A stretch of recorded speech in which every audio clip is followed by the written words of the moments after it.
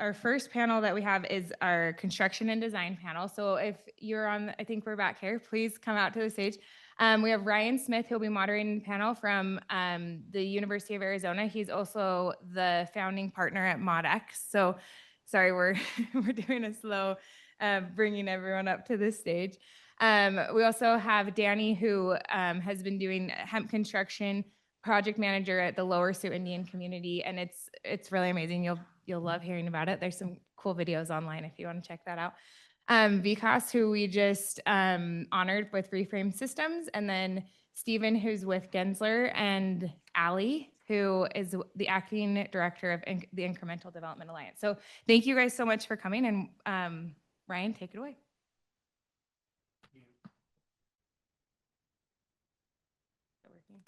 Testing. There we go.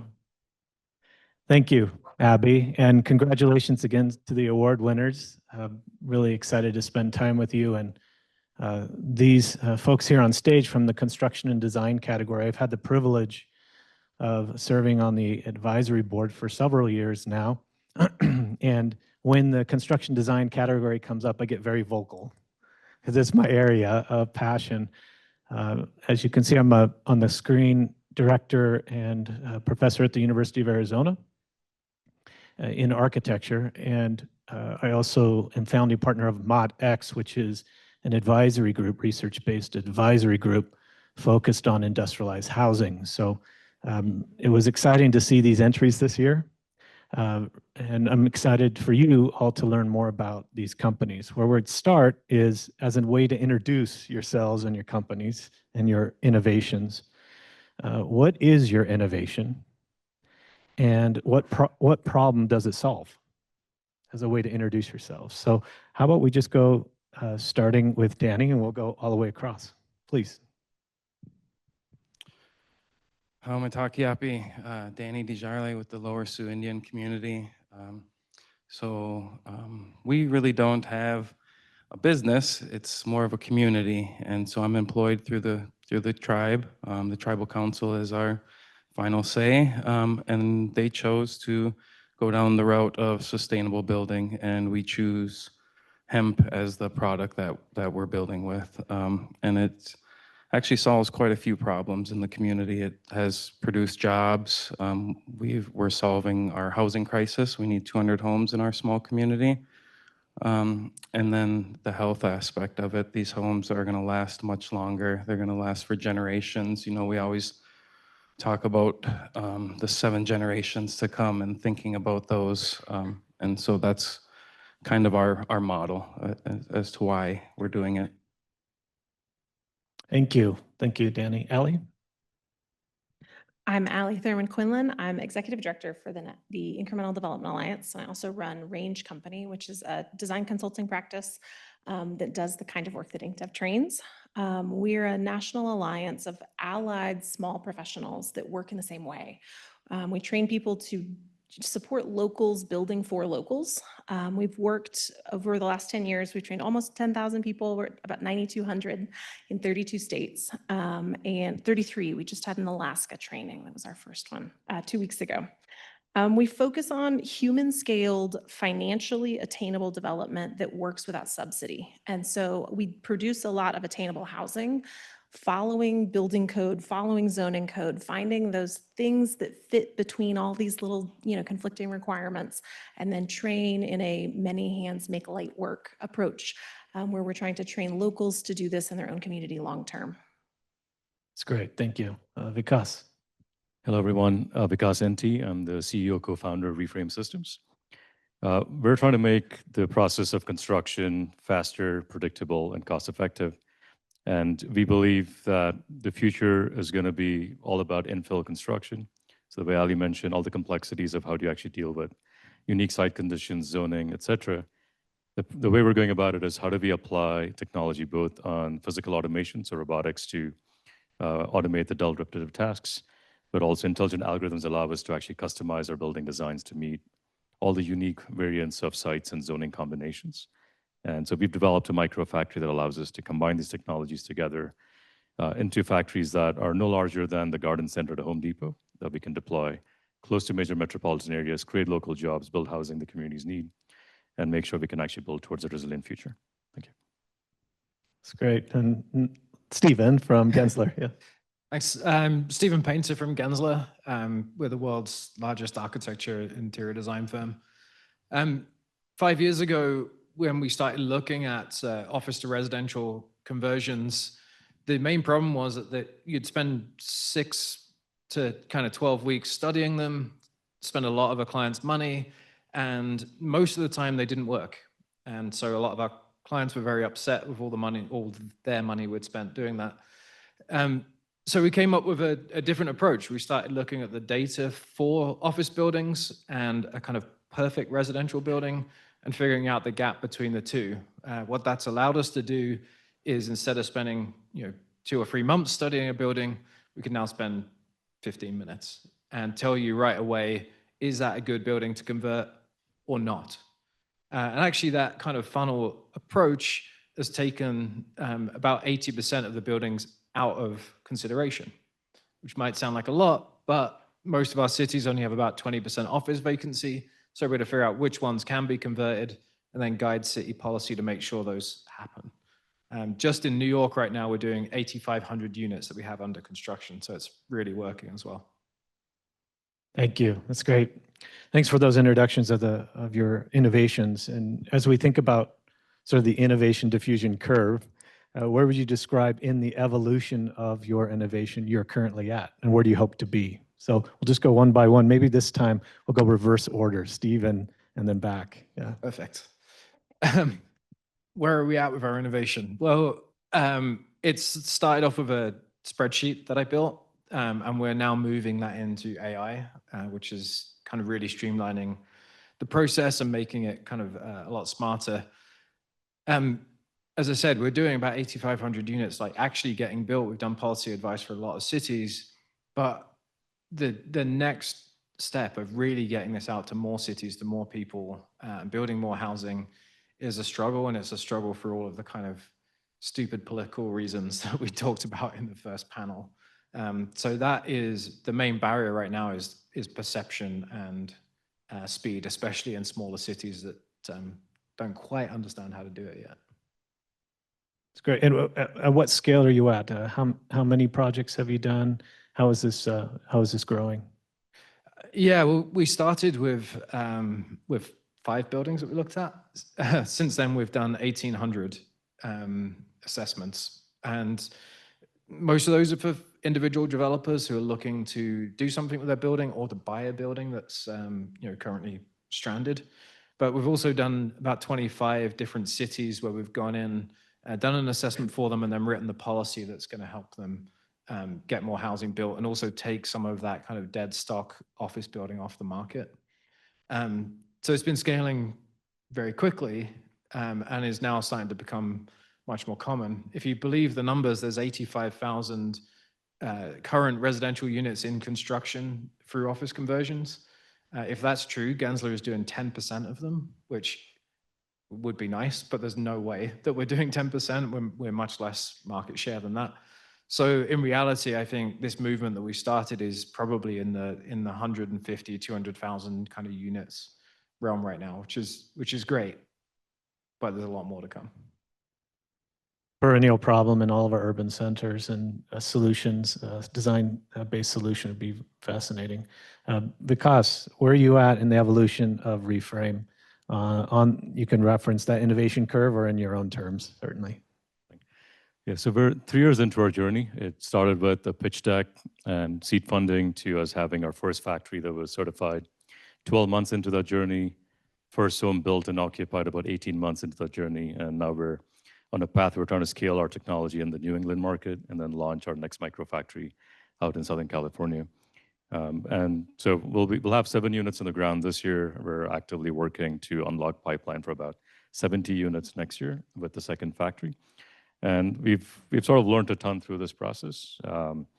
Everything from, right, like how do we constrain the problem space we're working in, the types of housing we want to build. So a little of context for the audience here. We believe that the path to unlock housing abundance is, right, how do you offer selection? Selection not just in unit sizes, but unit types. And to do that, we have to, and to successfully industrialize that process, you can't apply techniques of mass production, which has been the historical approach. So we're in the world of mass customization, where we've made sure that our manufacturing system can allow us to produce ADUs and apartment buildings simultaneously. So we have ADUs to single family homes and townhomes. And at this point, we've sort of already had a run where we've built an ADU, we built a couple of triple deckers. Next, we're starting our single family homes, and then moving on to bungalows. And so we're sort of getting all the learning cycles of different types of products in the New England market. And we'll also have our first experience where we're translating all the lessons from New England into how to be code compliant with Southern California as part of our wildfire rebuild in LA. So we're really testing our teams to the limit. We're testing our software and our automation to the limit, and it's been, I'd say, yeah, pretty exciting overall. Thank you. That's great. Alli, where are you at in your innovation journey? As an organization, we're really maturing. You know, we're in our 10th year, and I made this analogy earlier this morning on a panel, which is that we see housing as a door with multiple deadbolts, and we have to open all the deadbolts before we can open that door. And we're far enough along in our journey to have gotten the first door opened and found another door with new deadbolts. So that's frustrating success, right? But I would say our first generation, really, we were just trying to train small developers. We were just trying to get units on the ground. We were trying to make a change. We realized that almost everything we were recommending was illegal. You could find a code hack that you could convince somebody you could build missing middle housing. But in 2015, fourplexes and eightplexes weren't able to be financed, and nobody's zoning allowed for them, and even townhouses were pretty hard. So we started with accessory dwelling units. We made a lot of progress there. We started with buy an old duplex, buy a fourplex that's existing and renovate it. We started just training small developers, but because everything was still illegal, it was really contentious, and we were getting really high burnout from small developers working in places that they lived. So we pretty early on, our first deadbolt that I think, figured out to unlock was to convert cities into partners rather than adversaries. And we started training cities and ecosystems as significantly as we trained small developers. That went really well. We did a lot of zoning and policy work, 2016 to 2018, which I think we've got a good pathway. The South Bend Pre-Approved Plans program came out of one of our stress tests, and we worked through that with them. South Bend is a city that's made a huge number of changes as a real leader, as a city advocate. Finance became one of our next new challenges. Through COVID, we got through really creative, a lot of adaptive reuse, a lot of conversions back into our more piratey history. Post-COVID, finance became our biggest challenge. 50% of the people we train are developers of color or women, often working in formerly redline neighborhoods. Another 30% are native Spanish speakers. And so equity access is really different for that crew. So that is something we're actively working on. And our next deadbolt that we're kicking off in January is we've been doing lots of state code changes informed by the really on the ground, widespread. We've got more people building units in more towns and cities, different sizes, different markets, than almost anybody. So we can get really quick feedback on specific zoning changes, what worked, what didn't. So we've gotten state bills passed in 5 states over the last 3 years, and we're hiring a full-time policy lobbyist, and we'll be doing more state code changes over the next couple of years. That's great. This is good. Danny, where are you at in your evolution of industrialized hempcrete product? I'd say we're in the very early stages still. We only started this 3 years ago. We started off with a little demonstration shed, just trying to get familiar with the material. We moved up into doing a duplex house, was our first house. Then we went on to a 4-bedroom, 2-bath, single-family house. Then we've done some prefabricated hempcrete blocks and hempcrete panels as well, some off-site construction. We did a 520 square foot home where it was 22 4-foot by 8-foot hempcrete panels. They all showed up on a semi-trailer, just one trailer. And we were able to put all the walls up in 4.5 hours. And then the guys were able to put the roof on the next day and put the siding on. And so basically in a week we had a 520 square foot home ready to be finished on the interior. And I think that's kind of the route we're going to take, I guess, is the prefab. We're in Minnesota, and so we have a very short building season. Off-site construction only makes sense. On-site construction, we've done quite a bit of that as well. on the reservation, and then we've just now started doing some off of the reservation. Our first project off of the reservation was actually for 2 doctors at the Mayo Clinic down in Rochester, Minnesota. And it took them around 4 years to get their building permit, which was crazy. You know, a normal person would have just gave up, but these guys had money and they could hire the engineers and do all the extra stuff to get a hempcrete house. And the reason they chose hempcrete was they did all of the investigation work into healthy materials. And so then we started looking into changing the codes in Minnesota. We had some groups in Minneapolis and St. Paul that wanted to build, but same thing, they couldn't get code approval. So in Minnesota, it has to get changed at the state level. And so we started looking into that. They only change the code once every 6 years. We just so happened to be on that 6-year cycle this year. And so in May, we went and testified in front of the technical advisory group through the Department of Labor and Commerce in Minnesota is who has to give the okay there. And they didn't deny it, but they made us go back, change some code. We did that. We went back and testified July 15th, and it passed across the board. And so Minnesota will be the first state to adopt hempcrete as a state into the state building code. So it gives us that open door to start working off of the reservation. So now the city closest to us, Redwood Falls, they just sent out their county commissioners and their county administrator last week, and they want to do 10 homes over the next 2 years, and so that's a good start. And then we also have plans to do 30 retrofits, so basically renovating 30 existing homes in the community with hempcrete. We've also done one of those projects. We took the oldest house in the community and completely gutted it. It was full of mold everywhere.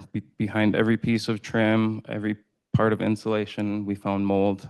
So we remediated all that, took that out, and replaced it with hempcrete. And that's what we have going on. So we're really early, but we do have a lot going on, I guess.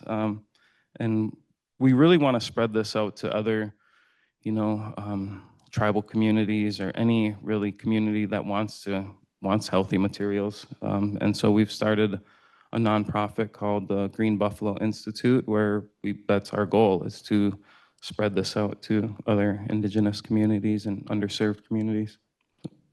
That's great. And is there any effort that you're at sort of the ICC level of looking at IRC code and having it be compatible with that? Yeah, so hempcrete actually has gotten written into the IRC as of March 18th of 2024 for wall assemblies. And there's been a lot of that even being revised. And so all of the fire testing has been done, the 1-hour fire testing, the 2-hour fire testing, all that's been done through a grant through the US Army and Amerishaw, which is a company in Pennsylvania that we work closely with. And so all of that is being it's already been published into the code, but they're even, I guess, adding more to it, and so all of that just got put in like last week, I think. They had a meeting in Cleveland, Ohio, I think is where the most recent meeting was last week. Incredibly alternative building material being used for residential construction. We ran a study at ModX in partnership with the National Institute of Building Sciences and sponsored by U.S. Housing and Urban Development several years ago to develop essentially an innovation roadmap. It was focused on offsite construction. And 2 of the major barriers we found across housing innovation systems was, number 1, regulatory and policy challenges, and number 2, finance and insurance challenges.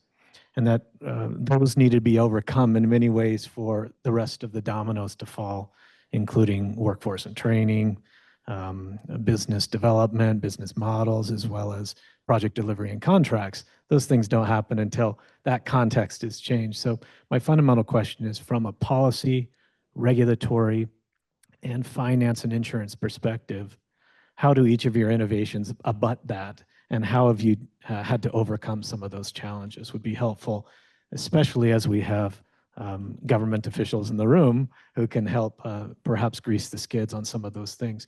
So perhaps let's start with Alli, if that's okay. You could talk a little bit about what you've come up against, and then we'll go to Vikas and then the others as well. Building code and fire code and zoning code as our trifecta are, I think, the three biggest barriers to people being able to get the size house they want in the location that they need at the price point they can afford. I think that is our three biggest limitations in the United States, and you have to fix all of them. But the thing that I want to really empower our elected officials on is, we started with zoning code. That's where we as an organization started. And the thing that's great about zoning code is it's a local ordinance, and you in your community could go with a roll call vote, change your zoning tomorrow. It never feels that way. You say that to elected officials and they scoff and they're like, yeah, but Austin spent $6 million having specialists rewrite it and then it didn't pass and we want to stay, elected and we can't do anything. That's not real. You have so much authority within your own community as a resident, as an elected official, to change zoning code, which is a local ordinance. You can be empowered to make those changes. And we've seen lots of really cool small communities around the United States make crazy changes, if you said them out loud at an APA conference. I was on our planning commission in Fayetteville in 2017, and we were rewriting our ADU ordinance, and we'd gone to a conference about ADUs in Portland, and the timing was good. So we wrote as far as I'm aware, the first ADU code in the country that let you build 2 ADUs per lot anywhere, no owner occupancy requirement, no parking requirement. Basically, you could build whatever you wanted up to a certain number of square feet. That felt like a crazy code, and no one died. We built some units, right? Like no one even really noticed. And it was this, I'm giving that example to say, like at the time it was like crazy. Lots of communities have come in and done really similar things with their zoning. You have so much purview to do lots of things. Building code is trickier. We started with zoning because it's local, so it's easy. Relatively. The thing that is the challenge about zoning is it means we have to do it in every single community in America. Every single town has to update their zoning, and that is going to be so much work. So we're starting to see states do some state level preemptions, which can sometimes feel like lack of local control, but I really want to encourage people in red states to think about that as the most efficient way to solve a problem for 10,000 small towns that have one planner on staff, maybe, right? And so you can really remove some government regulation that can be very positive, very effectively at the state. Fire code, building code are both state level changes that require state preemption. And so that is a thing that I think needs a lot of advocacy. We are working to bring some of the specifics that should be in those bills and make those more open source. But I would say those 3 things have taken up a lot of our time in the last few years, but have an enormous opportunity if you can build a coalition in your local community. Thank you, Alli. Vikas, yeah, from a regulatory and finance and insurance perspective, what barriers have you faced and how are you overcoming that? Yeah, so if you kind of zoom all the way out, I think communities, developers, homeowners, they all want the same thing. They don't want construction. They want homes to magically appear overnight, right? If you could snap your finger and do that, that's the future we want to get into. And today we're operating in markets where a lot of the zoning challenges you mentioned are sort of starting to become tailwinds. We're either seeing state level mandates that allow you to get more flexibility with ADU mandates or getting more townhomes and single family lots, et cetera. So we think the zoning battle is being won thanks to leaders like Alli and other groups involved. But the piece that I think is going to be a bigger holdout is this whole construct of like, how do you rate match the speed you can get with industrialized construction with the pace the industry is at? As an example, the triple decker that I alluded to before, we finished manufacturing the triple decker before we could get the permits. Like the time it took for the permitting bodies to kind of go through the whole review process was longer than it took us to actually manufacture the building. And if you start looking at this at scale, you find that we're going to be very inefficient with how existing processes are written, right from applying for permits and getting permit design review, but also all the processes around how do you tailor inspection processes to come in and close the loop. So we think, if I should make one request or one ask for all the officials here, is what does it look like for us to short circuit the permitting process and the inspection process? Can we get to a world where you have a lot more pre-approved, pre-engineered designs that you can submit once, right, either at the city level, county level, state level, it becomes legal to build anywhere as long as zoning allows it, right? So we can still sort of intersect those two. And at the same time, get to a world where if a jurisdiction isn't able to move fast enough, can we use the same methods that are available for offsite construction? Today, we get to use third-party inspectors to come inspect, to do our design review and inspect components in the factory. It's very efficient. It's an open market. You actually get to shop around for inspectors who can move fast.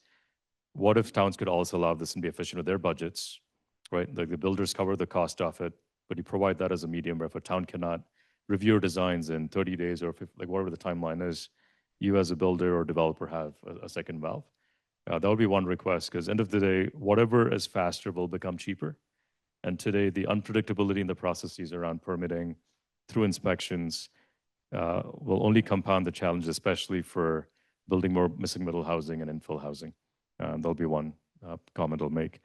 On the financing side, it's different. There's a portion that's really solved for residential construction and offsite manufacturing. So if you're building up to 4 units of homes, there's FHA-backed loans. A lot of banks understand this. Like there's like a very well-established process. The challenge comes down to once you're going to more complex multifamily projects on how do you actually get the capital stack to land up and how do you have backstops in that mechanism? That I think there's several other groups trying to solve it.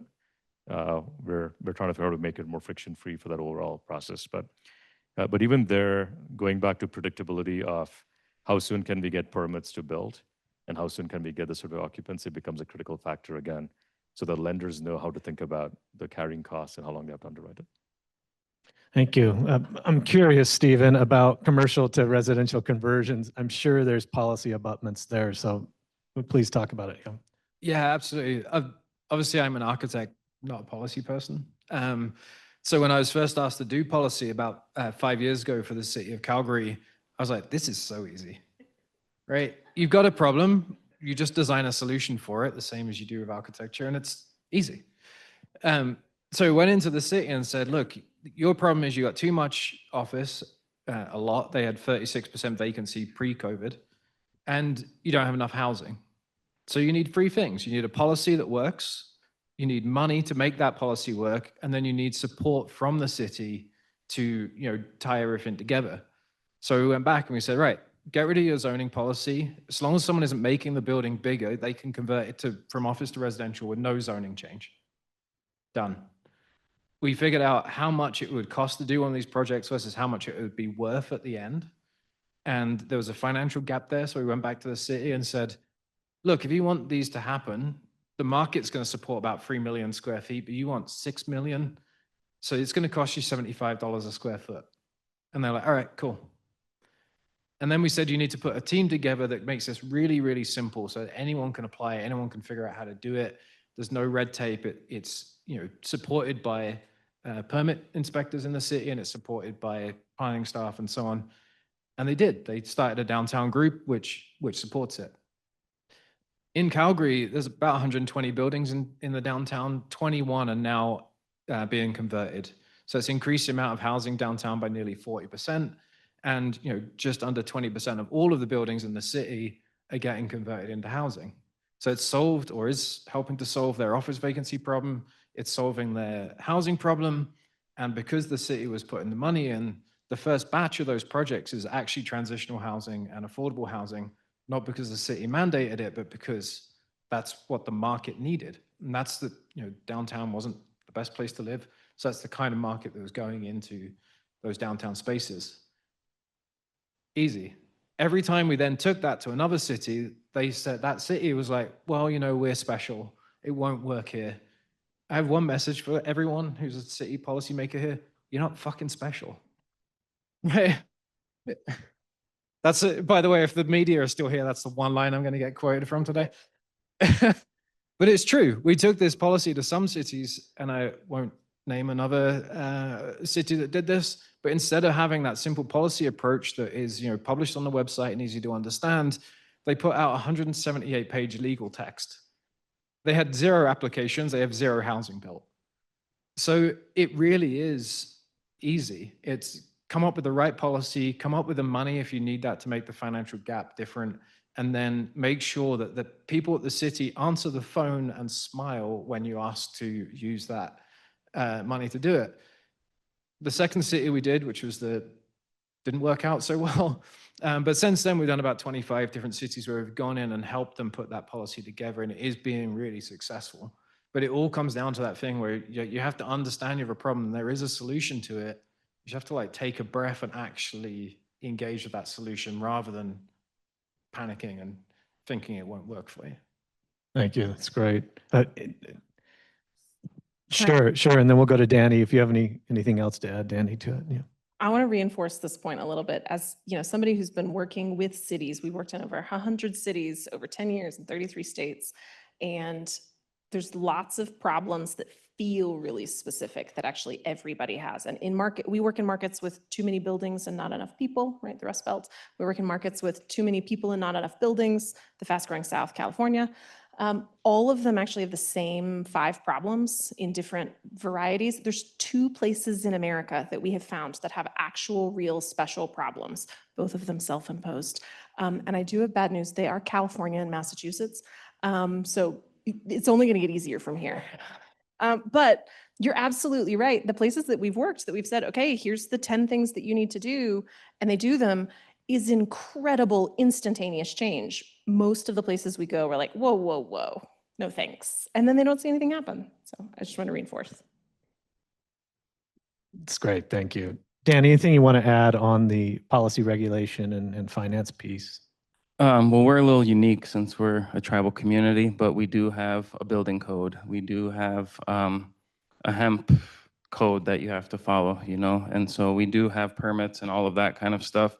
But we have elected officials just like any other community, and we have that power to elect them and to hold them accountable. So I think anybody can follow suit. That's great. Thank you. We have, I think, time for one more major question. Is that right, Amy? Okay.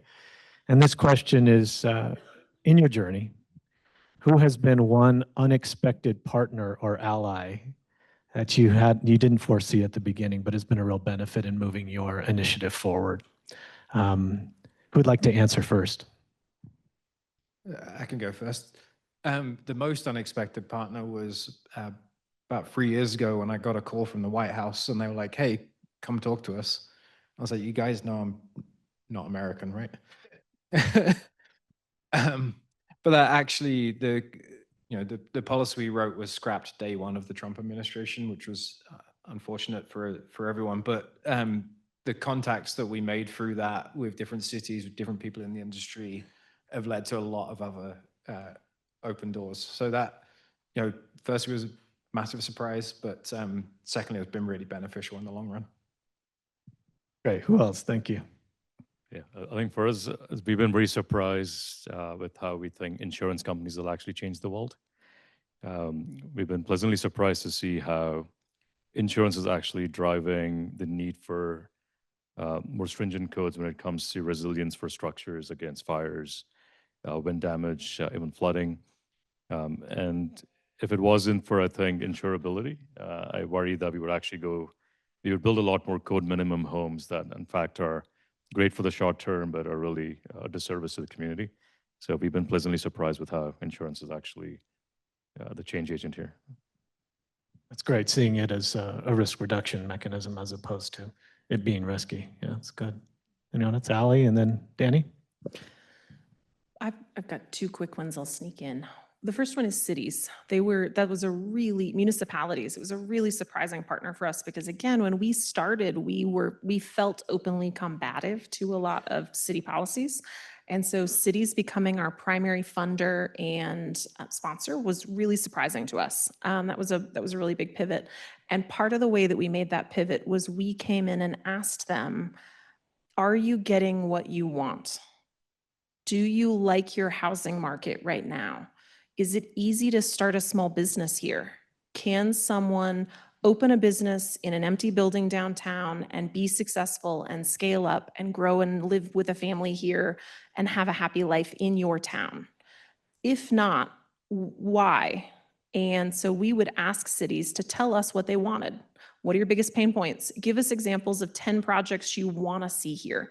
We'll tell you why they're not happening. And we made it open-ended of what we thought the recommendations would be, but we typically would come out of what we call a stress test.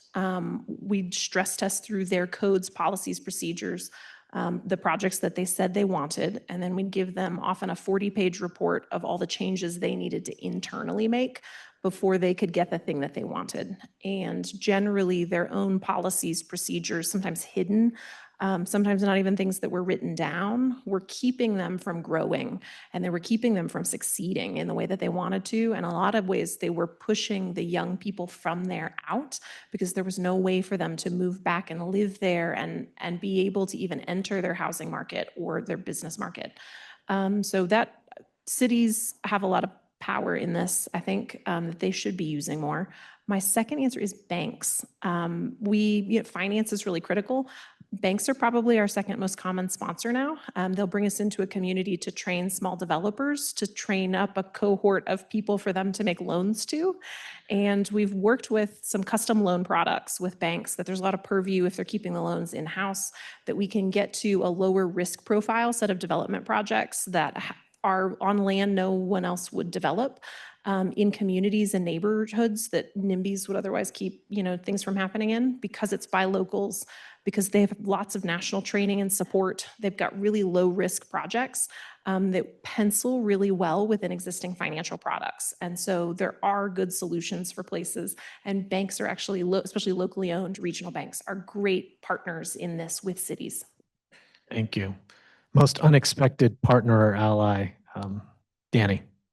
Well, we had two. So the first, I'm gonna do a shameless plug for Patagonia, did a film about our work.